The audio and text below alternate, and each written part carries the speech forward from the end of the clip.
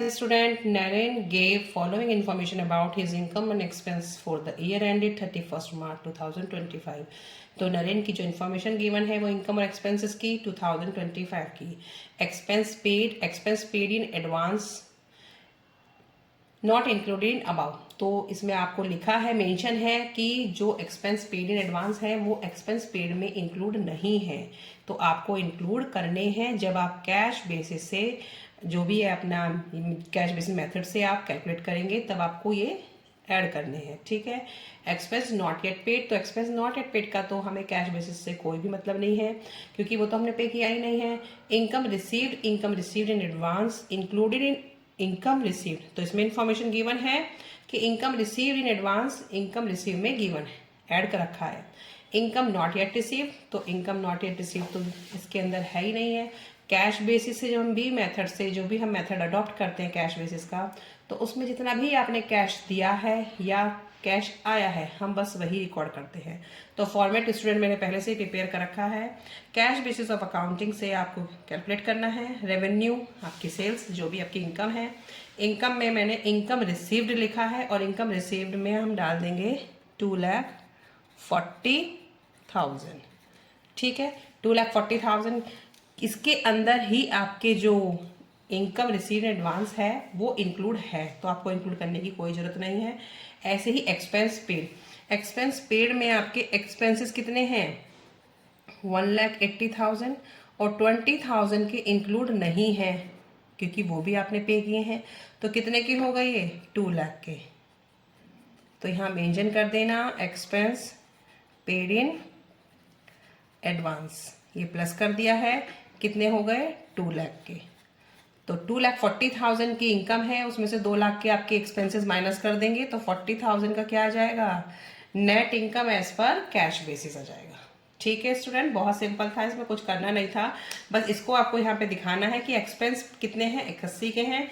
उसमें आपने जो एडवांस दिया है उसे आप ऐड करेंगे तो 2 लाख के हो जाएंगे। 240 में से 2 लाख गए तो आपके कितने आ जाएंगे, 40,000 के net income as per cash basis आ जाएगा। पहले से ही प्रिपेयर कर लिया है accrual basis of accounting, revenue, sales आपकी।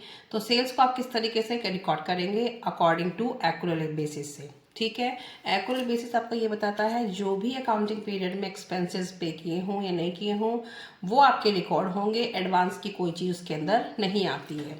तो रेवेन्यू आपके सेल्स हैं, इनकम रिसीव जो उसके अंदर इनकम रिसीव हुई है ऐड करेंगे, जो नहीं रिसीव हुई है आप उसको दिखाएंगे, लेस इनकम रिसीव एडवांस, जो एडवांस पे कर दिया है उसको माइनस कर देंगे। तो इसमें पता चलेगा एक्चुअल में कितने आपकी रेवेन्यू हैं। तो एक्यूरल बेसिस से आपको एक्चुअल वैल्यू पता चल जाती है, कैश बेसिस से एक्चुअल वैल्यू नहीं पता चलती है। ठीक है, तो आपके रेवेन्यू है कितने के हैं। अब रेवेन्यू में आपको देखना है इनकम रिसीव कितने की है, 2,40,000। 2,40,000।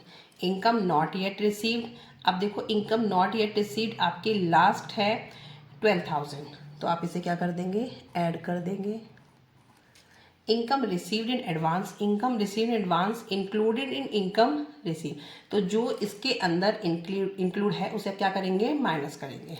तो कितना है, 15,000, इसको माइनस कर देंगे। ठीक है, इन दोनों को प्लस करके इसको माइनस कर देंगे, क्योंकि इसके अंदर 15,000 एडवांस है, तो एडवांस हमको नहीं दिखाना है तो उसको हम माइनस करेंगे। तो इसकी कैलकुलेशन करके आ जाएगा 2,37,000। ठीक है, ये तो आपकी हो गई एक्चुअल रेवेन्यूज, ये हमारी रेवेन्यूज हैं। अब एक्सपेंसेस पेड में क्या है, 1,80,000।